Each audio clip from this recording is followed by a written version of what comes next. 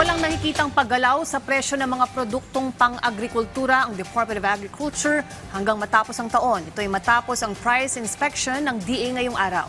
Yan ang ulat ni Vel Custodio.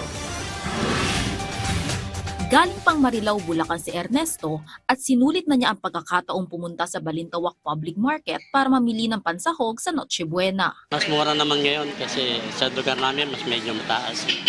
Sa Marilao mataas. Ay, tumayo pa kayo dito? Opo, kasi namasyal kami dito sa ko kaya namili na ako mga 340, mapata. Bali 50 ang nagdag kasi 290 lang dito. Kaya yung buto-buto 300 doon dito 270. Kaya maramihan na Kaya marami na par. Baka umabot na bagong taon to. Dumayo rin si Marina sa nasabing palengke dahil mas mura raw ang mga bilihin dito. Valenzuela. Okay. So doon po mga magkano po ang halimbawa itong baboy na bilhin niyo po? 370.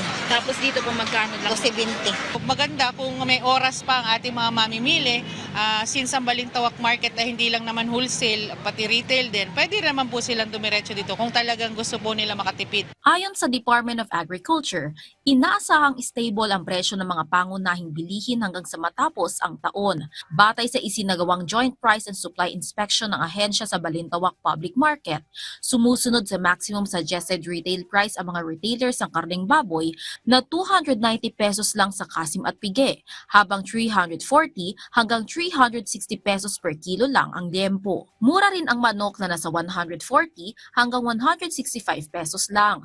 Uso rin ang inihaw na isda sa handaan. Mabibili ang bangus ng 190 hanggang 220 pesos. Ang nakita natin sa sibuyas, halos lahat po compliant no, dun sa ating 120 na white onions and 150 na red onions na imported. Meron lang po tayong isa na sinervan po ng ating notice to explain. Although sinasabi niya local daw po yun, pero mukha pong may pagdududa kami na local yun dahil nga po medyo matumal na ang supply natin ng local na sibuyas.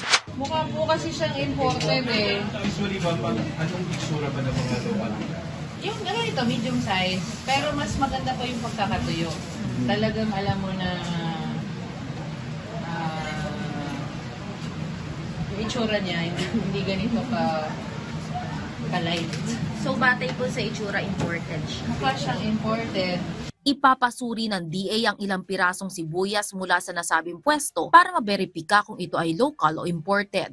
Pero pag-amin ng may-ari ng pwesto sa PTV News Team, imported ang mga sibuyas. Kasi ang kuha ko niyan sa India na yan, 1,280. Binibenta ko na lang ng 160, 140.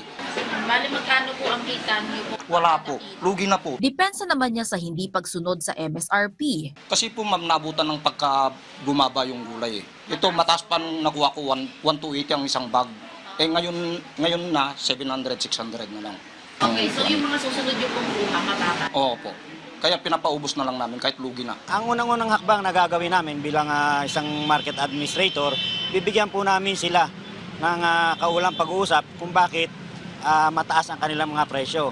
Ganun pa man, kung sila po ay hindi susunod, i-endorse po namin sila sa pamunuan ng business registration para i-revoke po ang kanilang mga lisensya. Samantala, may ilan ang sumagot sa notice to explain na inisyu ng DA sa ilang mga pwesto ng palengke sa Metro Manila na ininspeksyon ng ahensya noong nakaraang linggo. Pero ayon kay Assistant Secretary Guevara, hindi pa rin malinaw ang sagot ng ilan sa mga retailers kung saan ang eksaktong lugar na pinagkukunan nila at kung sino ang distributors o middleman. Kaya naman nakikipag-ugnayan na ang ahensya sa mga market masters at local government units para matunto ng middleman at malaman kung magkano kinukuha ang mga sibuyas at karneng baboy na hindi nakasunod sa MSRP. Target naman ng DA na magtayo ng food hubs para sa mas maraming opsyon ng mga secondary markets na humango sa mas mura at mas malapit na bagsakan.